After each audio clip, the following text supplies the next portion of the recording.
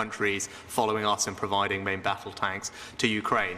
So when it comes to fighter combat aircraft, of course, they are part of the conversation. Indeed, we've been discussing that today and have been previously, and that's why we've announced today that we will be training Ukrainian Air Force on NATO standard platforms, because the first step in being able to provide advanced aircraft is to have soldiers or aviators that are capable of using them. That is a process that takes some time. We've started that process today. That's because we're keen to support the President and his country in delivering a victory, and nothing is off the table, and our leadership on this issue is something that we all collectively should be very proud of, and I know that the President is grateful for. Дуже дякую вам за запитання. Thank you very much. Thank you for your question. With regard to the equipment that we need, of course, there's a lot of equipment we need and a lot of different equipment. It all depends on the situation, on the battlefield, on the kind of in the military direction, but also depends on what's happening within the country. You know how we are fighting against the Iranian drones. You know there are hundreds and thousands of them, and we're fighting against them by various means, and that includes also our ballistic missiles, because these unmanned vehicles, these Iranian drones, they hit civilian infrastructure, educational infrastructure, hospitals, schools, civilians, you know, because they are trying to threaten Ukrainians, but they're trying to make them flee, but Ukrainians are not going to flee, because that is why when we talk about this, we do need air defense systems, and we are grateful to everyone who is providing them. And that also, when we have those systems that allows people to go to work, and once people work, obviously this money, they'll not just go to for pensions or other social welfare, but also this also goes. It's very important that we have everything needed to support people in their jobs. And when we talk about the battlefield, what are our priorities? Of course, armored vehicles. You know, we know that our enemy has got thousands units of armored vehicles, you know, back from the Soviet Union heritage. And of course, NATO armored vehicles, they are the best, and yet there are only few of them, you know. When you only have 10 NATO armored vehicles against 1,000 of Soviet armored vehicles, well, what are the chances, you know? And we have no way out. We have to stand firm. We need armored vehicles, we need tankers, we need fighter jets, and obviously we've spent a lot of time talking about this together, and you've just heard what Mr. Prime Minister has already mentioned. And even today and tomorrow we will be meeting with the EU leaders and discussing these issues, and also longer-range missiles. That's our priority, and I'm very grateful that Britain has finally heard us in that regard, and I do hope that other countries will also hear us when it comes to longer-range missiles, you know, because we do need to push back the Russians so people can just live. And as to the offensive, you know, what can I say? Frankly, we live in the state of war. What can I say here? We cannot be just thinking about the offensive. The offensive has never happened, you know, it's just been a different kind of intensity. So all we need to think is that let us make Russians think about Ukrainian counter-offensive, okay? They need to be thinking about this. They need to be thinking how they should be leaving our territory. That's all I would like to share with you. Thank you. Thank you, Volodymyr. Next, can I call on BBC Ukraine?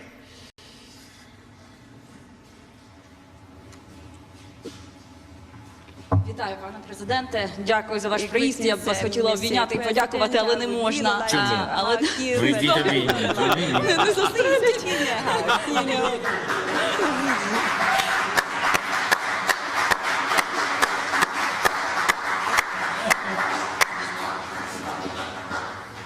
Security. Understandable.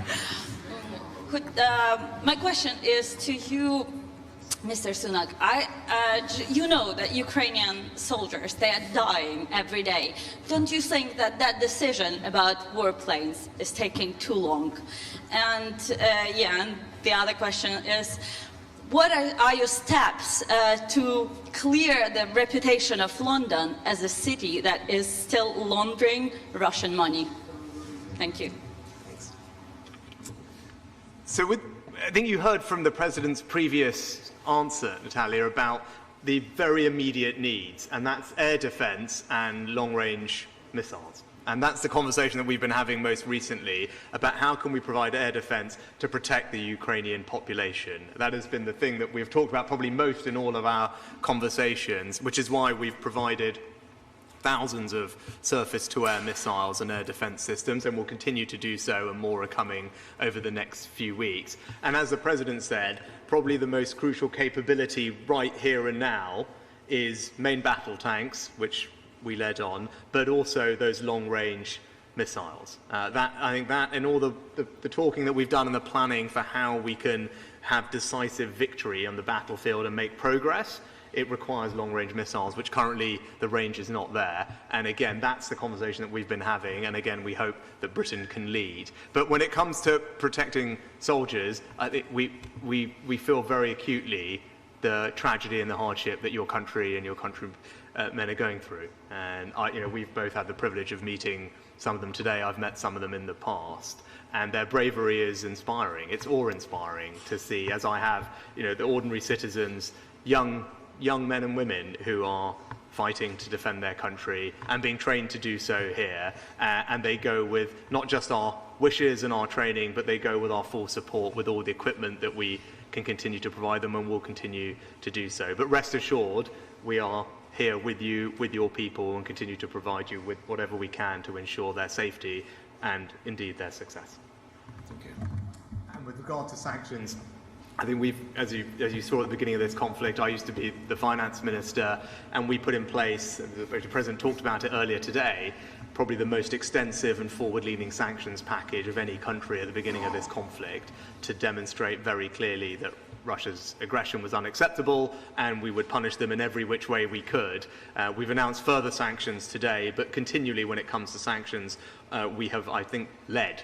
And you remember the conversations we had on things like SWIFT and banks right at the beginning of this conflict. Again, it was Britain that led the way in pushing for very strict sanctions, and as I said, we've announced further today. And wherever we can continue, to tighten them and do more, we will look to do so, as we have done today. Next, can we go to Sky News, please? Thank you. Dominic Waghorn, Sky News. Prime Minister, if I could ask you first of all, there does seem to have been a lag between Ukraine asking for more sophisticated weaponry and it eventually being given. They asked for more advanced artillery. It was eventually sent. They've asked for tanks, and they will be sent eventually. They now want fighter jets, and we're training their pilots, but we're not sending the jets. Your predecessor, one of your predecessors, a close friend of President Zelensky, has wondered why we're not doing more. Why not send more so they can finish off the job now? What is holding the West back? Why is there that lag? Mr. President, good to see you again. If I could ask you about fighter jets, how urgently do you need them? And what does it mean for your country if you don't get them? So, I mean, I'll take that as the first question. And again, I'd probably slightly regret the notion of the question, because I think we have continually led, actually, in the UK with the provision of equipment to Ukraine, and whether it was right at the beginning with anti-tank missiles, whether, as you heard from the President, the importance of armoured vehicles, I think we've sent hundreds, whether it's artillery guns, again, in the next few weeks, a new set of batteries of artillery guns will arrive, tanks we've already talked about, and we're training combat aircraft for the first time.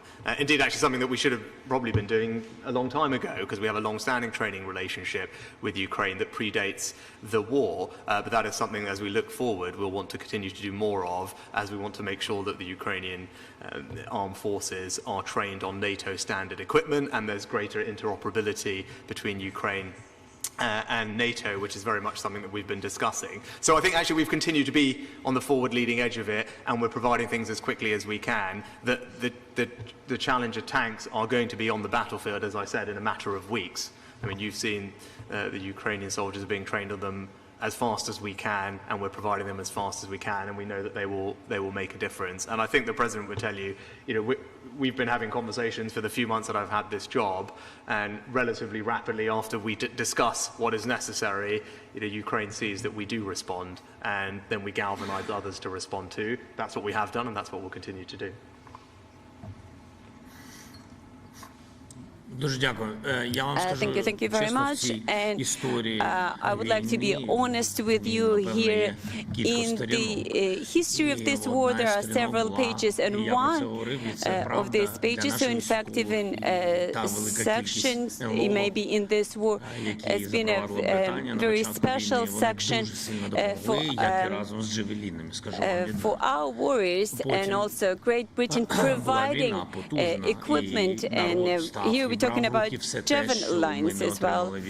And then our people had to rise up, and they had to fight with what they had. We're not doing any self-pitying here, okay?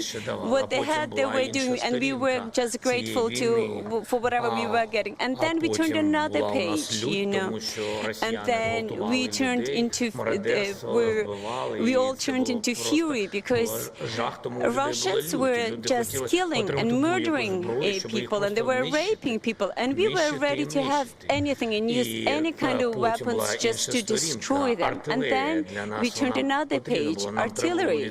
We needed artillery. We needed to work in a different direction, and this is exactly where we received some help and support. For example, in certain places, obviously Great Britain helped us a lot, but when it comes to HIMARS, we got a lot of help from the US, and we are really grateful to them for this page in the history of war. I think it's very important to understand that Russia has no pity for their own people. They just keep on throwing their people into the battlefield. Whereas we have pity, and we protect our people. We would not throw them just onto the battlefield. We needed to prepare them. And that kind of marked a different stage in the war. And now we've come to kind of the stagnation phase. You've just asked me what would happen if we don't get this fighter jets or longer-range missiles, or we don't have enough ammunition, or because everything obviously is running out and coming out of maintenance. If you don't have this 185 artillery, there will be stagnation. These people will be coming and be living on our territory, and this will pose great risk to all of the world, because they've captured a nuclear station, and they just live there, and this kind of risk will be everywhere, because they are terrorists. And so without the weapons that we are discussing now, and the weapons that we just discussed with Rishi earlier today, and how Britain is going to help us, all of this is very important. Without this, there will be stagnation, which will not bring to anything good. Thank you. Next, we have Inter. Good evening, Mr. Prime Minister. Доброго вечора, пане президенте. Я після прес-конференції до вас підійду. Буде нечесно, якщо я залишусь без обіймів. У мене до вас запитання. Ви вже підвели підсумки сьогоднішньої роботи, але мені цікаво ваші особисті враження. За цей минулий рік можна перерахувати на пальцях однієї руки, скільки які враження бути в іншій країні під мирним небом, де вам нічого не загрожує?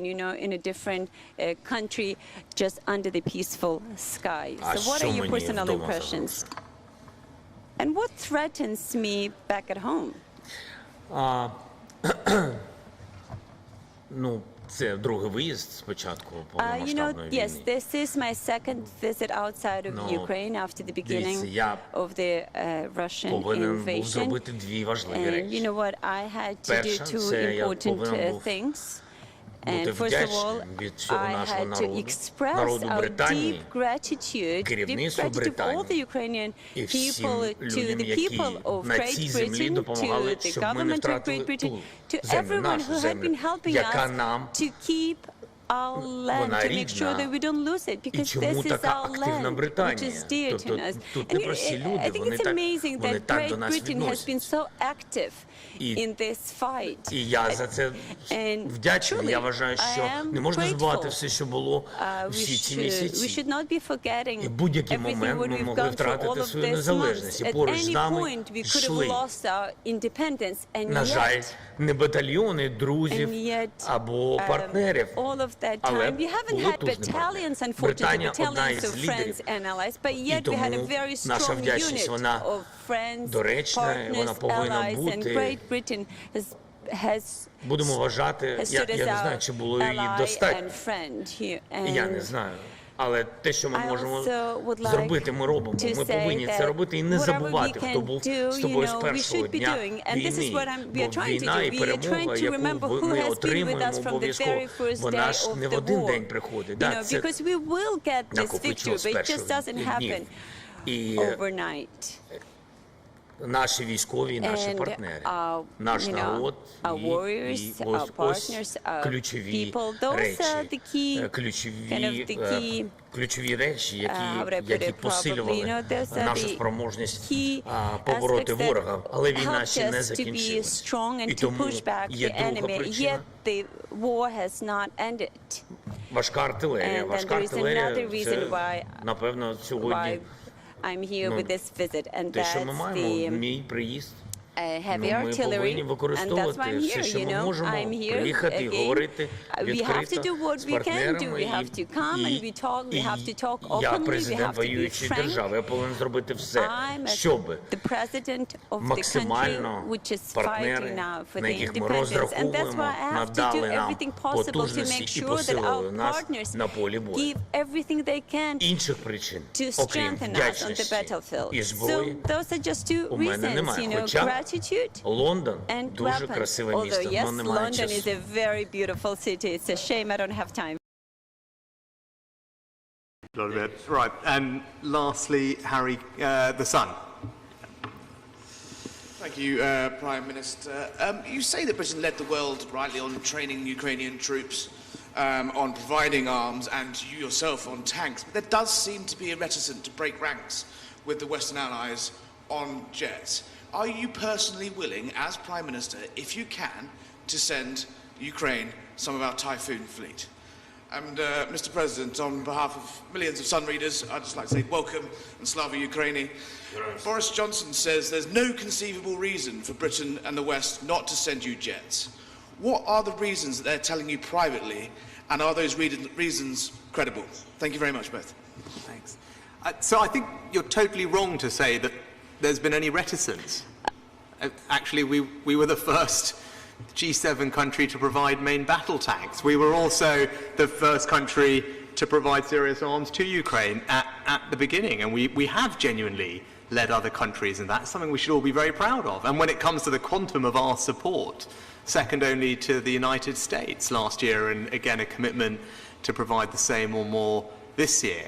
And then there's also, as well as the things that we provide, there's also and I think the President would attest to this, the very close cooperation and engagement between our teams as to how that Ukraine can be successful with all the support and training as you're seeing here, but also the help that we provide across the board. So I don't think there's been any reticence at all, actually, and we've probably been the most forward-leaning country in trying to bring about a Ukrainian victory in this conflict. And that's why, as Prime Minister, we decided to change our strategy to accelerate and intensify the amount of support that we give Ukraine so that we can bring about more decisive victory in a sooner period of time. And that's why I made the decision to provide tanks. And with regard to aircraft, as I said, we've already said nothing is off the table.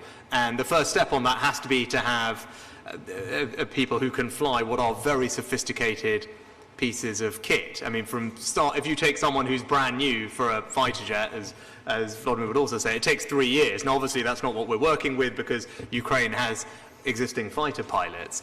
But we do need to make sure that they can operate the aircraft that they could potentially be using, but also there's a supply chain around such sophisticated aircraft. Those are the conversations that the President and I are having, and making sure that we understand all the supply chain needs that go alongside aircraft like that, making sure that they can be used and used safely and kept safely. So we're having that conversation, and it's also a conversation we are having with our allies, because particularly some of the aircraft that we have are done through joint treaty with multiple other countries. And I think we've seen that with previous bits of kit that others have had to give. For aircraft, that is something that we are also involved in, because we have, as I said, there are other allies involved in the provision of those bits of equipment. And as the President said, he's on his way to Europe after this to pick up this conversation with our partners and allies over there. But where we can, throughout this conflict, we have been nothing but out in front, and proudly so. And I know the difference that it's making, and I know the President is grateful for it, and that's what we will continue to do. Я дуже вдячен. Принаймні, я бажання сьогодні від прем'єр-міністра надати нам літаки, я його почув. Перший крок офіційно сказав пан прем'єр-міністр, що ми можемо почати навчання наших пілотів. Також аргумент, який зараз сказав Ріші, що не все залежить щодо постачання тайфунів в Україну, не все залежить від рішення тільки Великобританії. Я буду над цим працювати. Ми через такі сигнали змінили зараз дуже швидко багато речей. Ми дійсно інтенсивно працюємо у напрямку дипломатії. Я думаю, що ми за добу найближче зможемо зустрітись з пару десятками лідерів Європи і повернутися додому, що також дуже важливо. І ми це дуже швидко зараз будемо робити. І те, що зараз сказав Ріші, що на тайфунах, я, до речі, про це не знав, що 3 роки треба проходити підготовку, і ми будемо надсилати в Британію людей з досвідом 2,5 роки. Ми вам обіцяємо. Come on, we will be sending you pilots who've already trained for 2.5 years, We'll accelerate the last bit, yeah. Thank you. And I think on that point, another example of it is the conversation we're having on long-range missiles, where again, the conversation that we're having is one that is, I think, out in front of other allies about making sure Ukraine has the longer-range capabilities that it needs at this phase of the battle. And that's a very productive conversation that we're having today as well. Good. Fantastic. Well, thank you very much for your questions. Thank you, Rishi. Thank